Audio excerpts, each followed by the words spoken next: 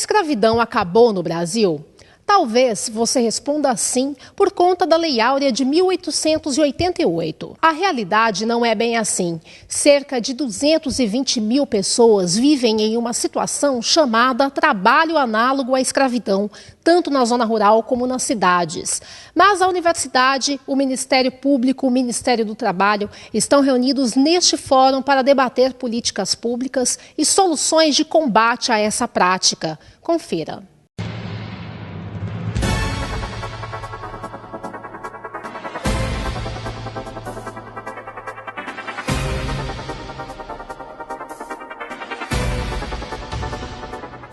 Esse fórum, ele trabalha, ele discute o trabalho análogo à condição de escravo no Brasil contemporâneo. Ele é uma iniciativa de um grupo de historiadores que estuda a escravidão no período histórico, como a gente diz, não é? No momento em que ela era legal, antes da abolição da escravidão, em 1888. Mas ele traz para cá auditores fiscais, procuradores e estudiosos do que nós chamamos de escravidão contemporânea, ou mais precisamente trabalho análogo à condição de escravo, que é o termo legal para uma forma exacerbada de exploração do trabalho. Pelos cálculos e relatórios que existem, mais de 200 mil pessoas hoje no Brasil trabalhando em condições análogas à de escravo. E são formas degradantes de trabalho, jornada extensiva, limitação da circulação. Muitas vezes a gente pode estar passeando e vendo uma vitrine, olha uma roupa, por exemplo, e a gente não sabe que às vezes aquela roupa ela foi produzida por gente em condições extremadas, em termos de más condições de trabalho e de exploração. Há várias ações de fiscalização que resgatam pessoas nessa condição. Segundo relatórios de organizações não governamentais, no mundo são 35 milhões de escravos. No Brasil, 220 mil. Convidados do Ministério do Trabalho analisam o contexto de escravidão atual e como a sociedade pode se envolver no combate. Até 2003, o conceito tinha uma particularidade que conceituava a vítima a partir da supressão da liberdade de ir e vir. Ou seja, seria escravo aquele que estivesse impedido de sair do local de trabalho. Esse conceito mudou e agregou outros elementos. Então, hoje, além desses casos em que há supressão da liberdade de ir e vir da vítima, há também o trabalho degradante, que é quando a pessoa tem suprimido o conjunto dos direitos laborais dela, mesmo que ela possa sair e voltar ao trabalho, e a jornada exaustiva, que é quando é exigida da pessoa um nível de trabalho tão intenso que ela pode morrer por estar trabalhando. O Programa Brasileiro de Combate ao Trabalho Escravo é um exemplo mundial, né, de sucesso e a ser seguido.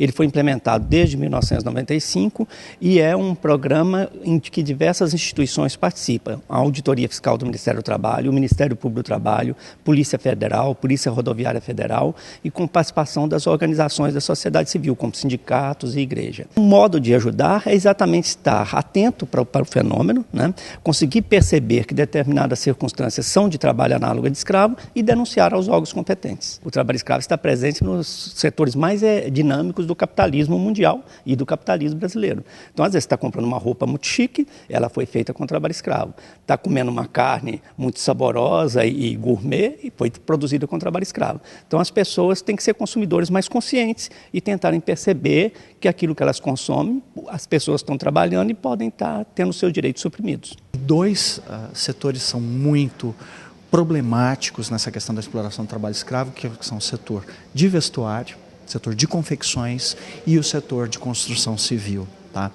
Ambos com um componente muito forte de exploração de trabalhadores migrantes nacionais e migrantes estrangeiros. O que a sociedade civil pode fazer, o ambiente acadêmico pode fazer, é ajudar a divulgar o problema como um problema grave, um problema sério que atinge toda a sociedade. Tá? Atinge o consumidor, que muitas vezes está comprando um produto que não sabe que é um produto produzido com mão de obra escrava. Os flagrantes aí que encontram grandes redes varejistas de vestuário demonstram isso, e que a sociedade tem esse olhar permanente. Se não for feito um outro trabalho de assistência às vítimas, de inserção dessas pessoas no outro patamar do mercado de trabalho, isso cria um ciclo vicioso em que vai certamente acontecer a repetição do mesmo quadro, tanto no âmbito rural quanto no âmbito urbano. Então é extremamente importante que se faça um trabalho de prevenção, políticas públicas de geração de renda, de qualificação profissional e, por outro lado, lá na ponta, no pós-operações de resgate do trabalho escravo, que se preste atenção na assistência às vítimas.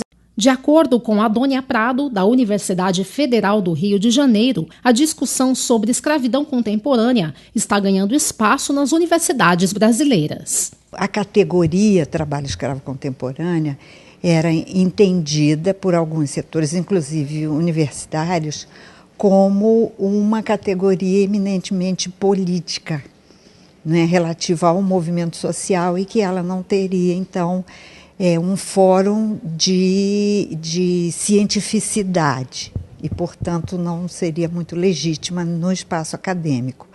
Mas com a persistência de alguns acadêmicos comprometidos, né, com esse tema, inclusive politicamente, vem sendo aberto o espaço para essa discussão. A universidade tem um papel fundamental, não só na divulgação, mas de forma sinérgica, né, de retroalimentação, a investigar como se dão as operações, como as instituições se posicionam e, posteriormente, em paralelo, fazer a divulgação do que está em questão, né?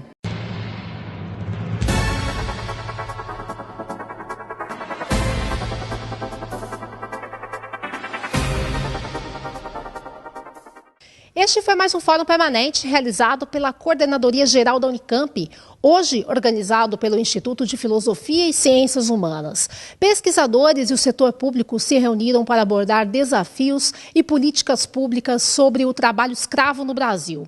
Nós vimos um modelo bastante contemporâneo, um modelo pouco divulgado, mas muito grave. Por isso, denuncie, participe também deste debate.